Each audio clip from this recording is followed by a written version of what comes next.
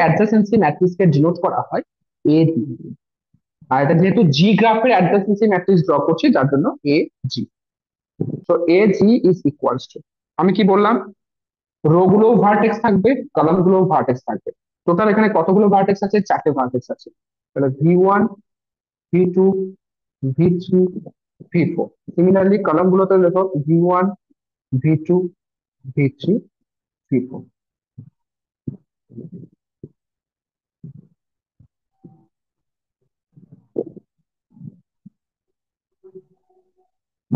হয়েছে?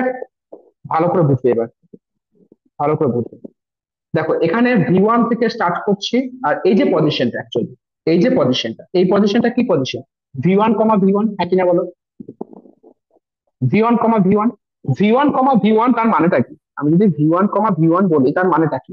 তার মানে হচ্ছে ভি1 থেকে স্টার্ট হয়ে আবার ভি1 এ আসছে, এরকম কতগুলো এজ আছে? বলো কতগুলো আছে? একটা। একটা।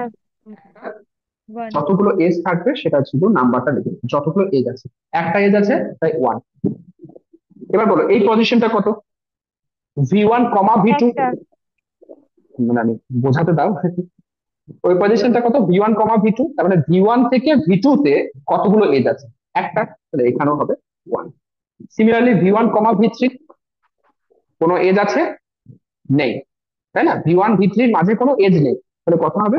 জিরো। ওকে। ভি1, ভি4, একটা এজ আছে, তাহলে ওয়ান। বোঝা গেল? নেক্সট, নেক্সট দেখো এই যে পজিশন এটা কত? ভি2, ভি1। ভি2, ভি1 মানে কি? ভি2 আর ভি1 এর মাঝে কতগুলো এজ আছে? কতগুলো আছে? একটা। ঠিক তো? ভি2 আর ভি1 এর মাঝে। বেশ, এবার ভি2 আর ভি2 মাঝে কতগুলো এজ আছে?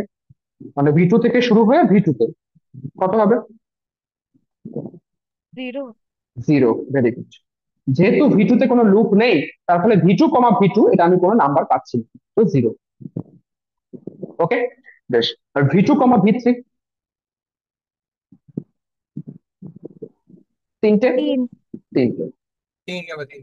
আর ভি2, ভি4, জিরো। ক্লিয়ার? বেশ, এবার ভি3, ভি1, কোনো এজ নেই, জিরো। ভি3, ভি2, থ্রি। ভি3, ভি3, জিরো। ভি3, ভি4, ওয়ান। দেখো ঠিক করলাম কিনা? ওকে।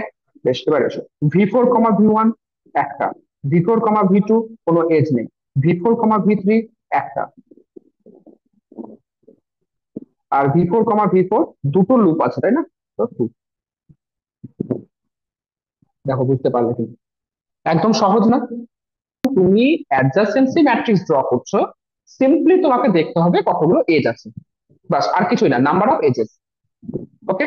বাস, তাহলে এই যে ম্যাট্রিক্সটা পেলে, এটা হচ্ছে তোমার এই গ্রাফের, জি গ্রাফের অ্যাডজাসেন্সি ম্যাট্রিক্স। আচ্ছা, যে ম্যাট্রিক্সটা ড্র করেছো, এই ম্যাট্রিক্সটা কি সিমেট্রিক ম্যাট্রিক্স? সিমেট্রিক বোঝার সব থেকে সহজ উপায় হচ্ছে এই ডায়াগোনালটাকে তুমি একটা মিরর ভাবো। হ্যাঁ স্যার ডায়াগোনাল, হচ্ছে। হ্যাঁ স্যার হচ্ছে মনে হয়। ঠিক আছে, ডায়াগোনালটাকে মিরর ভাবে। এবার দেখো ডায়াগোনালের দুই সাইডে মিরর ইমেজ তৈরি হচ্ছে কিন্তু, বাস তাহলে হয়ে গেল।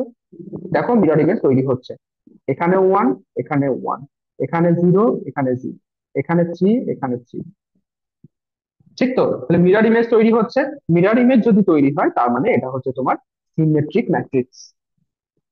বোঝা গেল? বা থিওরাম বলছে যে প্রত্যেকটা নন ডিরেক্টেড গ্রাফ, যদি গ্রাফটা নন ডিরেক্টেড হয়, আর যদি ওই নন ডিরেক্টেড গ্রাফে তুমি যদি অ্যাডজাসেন্সি ম্যাট্রিক্স বের করো, সেই ম্যাট্রিক্সটা সবসময় সিমেট্রিক ম্যাট্রিক্স হবে। ওকে। থিওরাম একটা লিখে রাখো, থিওরাম বলে লিখে রাখো যে adjacency matrix, adjacency matrix of any non directed, any non-directed graph is always symmetric, is always symmetric। এটাকে একটু আন্ডারলাইন করে দেবেন।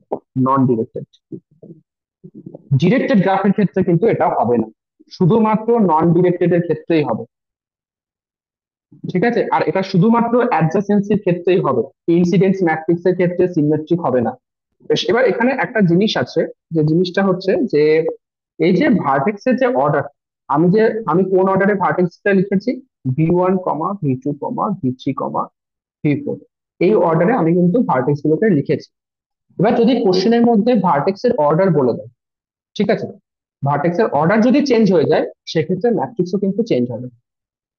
ওকে, ভার্টেক্সের অর্ডার যদি চেঞ্জ হয় সেক্ষেত্রে ম্যাট্রিক্স চেঞ্জ হয়ে যাবে, মনে থাকবে।